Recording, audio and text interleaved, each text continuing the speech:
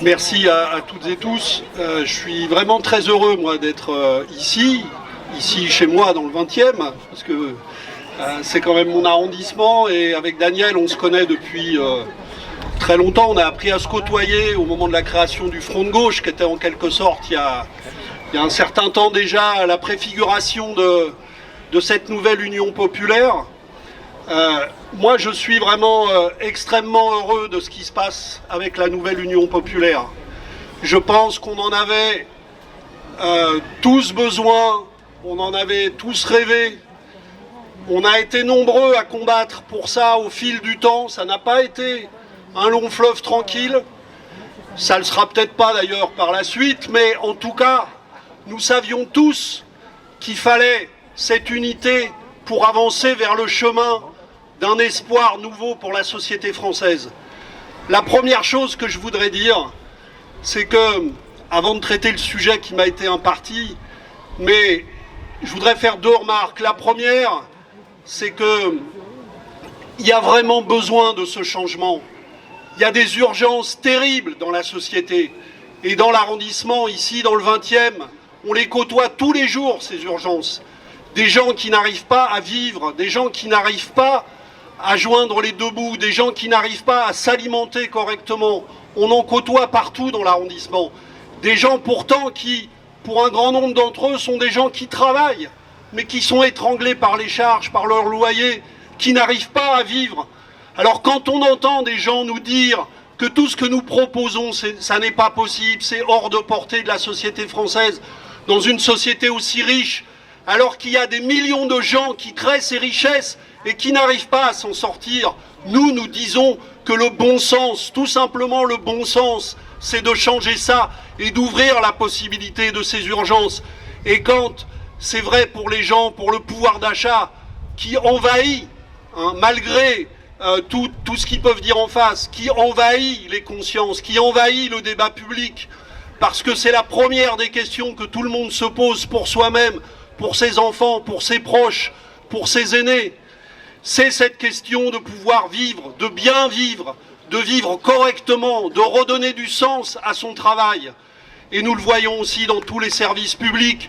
Il y a un an, ici, on a une particularité dans cet arrondissement. Je ne veux pas raviver des souvenirs de ça, mais il y a eu une campagne législative ici il y a un an, et nous, on avait un candidat, les communistes, dans cette campagne, un infirmier. On avait mené la campagne sur le thème d'un infirmier à l'Assemblée nationale, Thomas Roger, qui travaille aux urgences de Thonon et qui peut raconter cette situation dans les services publics où c'est pas possible de continuer comme ça. Ça n'est tout simplement pas possible.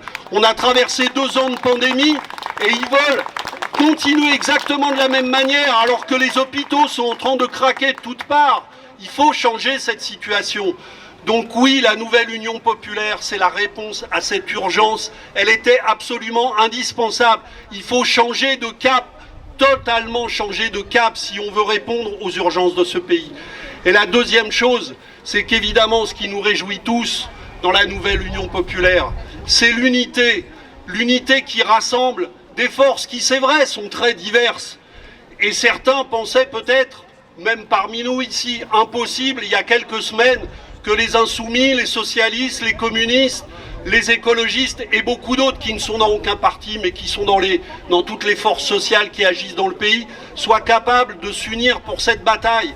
Et c'est possible, et heureusement que c'est possible, parce qu'aucune de ces forces ne peut gagner seule. Parce que pour gagner, il faut avoir, comme nous le disons, et c'est pour ça que c'est le cœur de la campagne, il faut tout simplement avoir la majorité. La majorité, c'est ça la démocratie.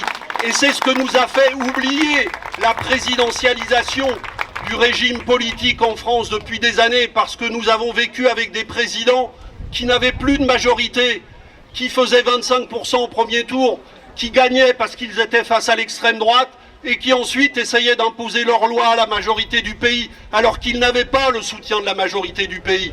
Eh bien nous voulons, avec la nouvelle Union populaire, avec ces élections législatives, nous voulons une majorité, c'est-à-dire une majorité démocratique, qui redonne la parole à tout le peuple, à la majorité du peuple, et à toutes les forces qui existent dans ce peuple, et qui, oui, sont diverses, qui, oui, débattent, qui sont d'accord sur beaucoup de choses, comme le montre le programme partagé, qui ne sont pas d'accord sur certaines questions. Et alors, une majorité politique, une majorité au Parlement, comme le dit Jean-Luc Mélenchon, ça sera fait pour trancher ces questions-là. Nous voulons ce débat démocratique, nous le voulons. Moi, je suis parlementaire.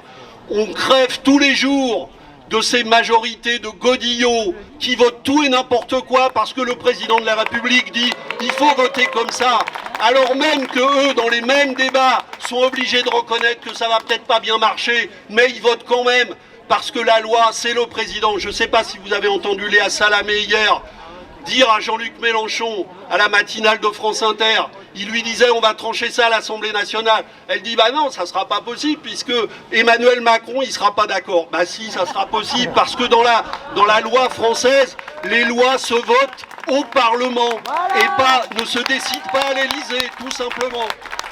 Et voilà pourquoi nous voulons cette majorité. Alors évidemment, pour y arriver, il faut beaucoup de députés de la nouvelle Union populaire. Il en faut partout.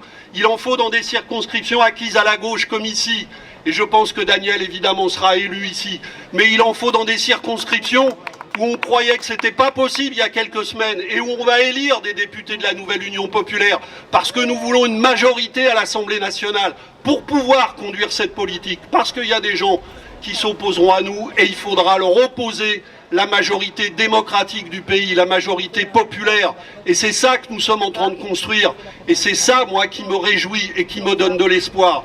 Oui, nous voulons l'espoir. On voit bien que la campagne en face, elle n'a qu'un seul objectif, tuer l'espoir. Ce qu'ils vous proposent, c'est pas possible. Il n'y aura pas d'argent, toujours pas d'argent. Alors que de l'argent, il y en a énormément, mais il est évidemment mal utilisé. Nous voulons le mettre au service de l'espoir. Et donc, je veux conclure par le thème qu'on m'avait proposé de traiter et que je ne traite pas à contre-cœur parce que j'y suis profondément attaché.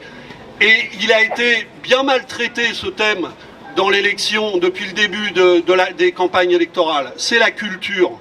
Nous avons besoin de culture. Nous avons besoin d'art, de culture, d'éducation populaire dans toute la société. Le programme de l'Union populaire avance un objectif extrêmement ambitieux, 1% des richesses créées consacrées à l'art et à la culture. C'est beaucoup plus qu'aujourd'hui. C'est 5 ou 6 fois plus qu'aujourd'hui. Eh bien, nous assumons ce choix. Parce que oui, il faut mettre la culture partout. Il faut des lieux culturels partout. Il y en a dans le 20e, il y en a pas mal, mais il en faudra encore d'autres. Et il en faut dans beaucoup d'endroits du pays où il n'y en a pas. Des lieux institutionnels, parce qu'il faut des médiathèques, il faut des théâtres, il faut des cinémas, il faut des lieux. Mais il faut aussi des lieux informels, où des collectifs d'artistes, librement formés, peuvent travailler, peuvent s'installer, sans être étranglés par la spéculation immobilière. Il faut donc des lieux culturels partout. Et il faut le dire, oui, il faut déplacer des richesses, il faut de l'argent pour ça. Il faut de la culture et de l'art pour tous. Et ça commence dès le début. Oui, nous voulons remettre au centre du projet éducatif l'éducation artistique. Il faut faire revenir l'éducation artistique dans l'école, dont on l'a sortie de l'école.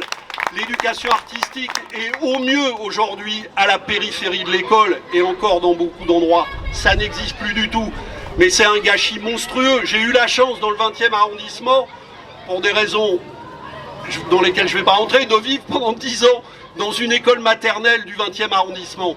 Mais quand on voit les mômes d'école maternelle, leur capacité créative, pourquoi après ça s'arrête? Pourquoi après on range ça dans un coin et qu'on ne laisse pas s'épanouir cette immense créativité qu'il y a chez les jeunes enfants et qu'il y a chez nous tous en fait? Donc il faut de la culture à l'école, il faut de la culture au travail, il faut de la culture partout. Et ça, c'est ce que nous voulons faire. Et évidemment, pour le faire, il faut soutenir les artistes, il faut soutenir les professionnels de la culture. Il faut améliorer le régime de l'intermittence pour permettre à tout le monde, à tous les professionnels de vivre de leur travail artistique. Il faut créer, comme nous le proposons dans le programme, un centre national des artistes-auteurs pour inventer avec eux un régime spécifique de protection des auteurs, parce qu'aujourd'hui, ça n'existe pas. Et des gens qui travaillent beaucoup, qui créent, qui font des choses formidables, n'ont pas les moyens de vivre de leur travail. Et ça, c'est tout à fait anormal. parce que tout ça, c'est une autre manière d'enrichir la société. Alors ils ne comprennent pas ça, parce que eux, enrichir la société, c'est faire des profits toujours pour les mêmes, toujours pour le CAC 40, toujours pour les multinationales. Nous, enrichir la société, c'est permettre à tout le monde de s'épanouir, de faire ce qu'il est capable de faire pour améliorer la société, améliorer la vie de tous. Et l'art et la culture sont indispensables pour ça. Voilà pourquoi une des originalités profondes du programme de l'Union populaire, c'est de mettre au centre de notre projet de société, au centre de notre projet d'émancipation, l'art, la culture et l'éducation populaire pour tous. Et j'espère que nous gagnerons pour pouvoir mettre en œuvre cette politique. Et si jamais on ne gagne pas, mais qu'on est très nombreux à l'Assemblée nationale pour imposer ça, qu'on gagnera justement tout ce qu'on a besoin de gagner pour faire s'épanouir la culture dans notre société. Évidemment, pour ça, dans le 20e, il faut élire la candidate de la nouvelle Union populaire, Danielle Simonet. Si le 20e n'élit pas une députée de la nouvelle Union populaire, personne n'en élira. Nous sommes forcément un des arrondissements qui doit élire une candidate de la nouvelle Union populaire, mais nous devons en élire dans tout le pays. Il faut donc que notre union, elle charrie de l'espoir, qu'elle charrie de l'intervention. N'attendez pas, ne dites pas aux gens que nous allons tout déléguer à ceux que nous allons élire. Nous, ce que nous voulons, c'est que les gens soient mobilisés, qu'ils interviennent dans la société. Toutes les grandes victoires populaires et sociales dans ce pays ont été acquises quand il y avait à la fois des gouvernements ou des majorités qui allaient dans ce sens-là et des grandes mobilisations populaires pour les appuyer. Il faut les deux ensemble. Donc nous allons voter le 12 et le 19 juin pour élire cette majorité et nous allons rester mobilisés. Nous avons de grandes batailles à mener, elles se mènent dans tout le pays aujourd'hui. Nous allons les mener aujourd'hui et demain avec beaucoup plus d'espoir encore. Donc vive la nouvelle Union populaire.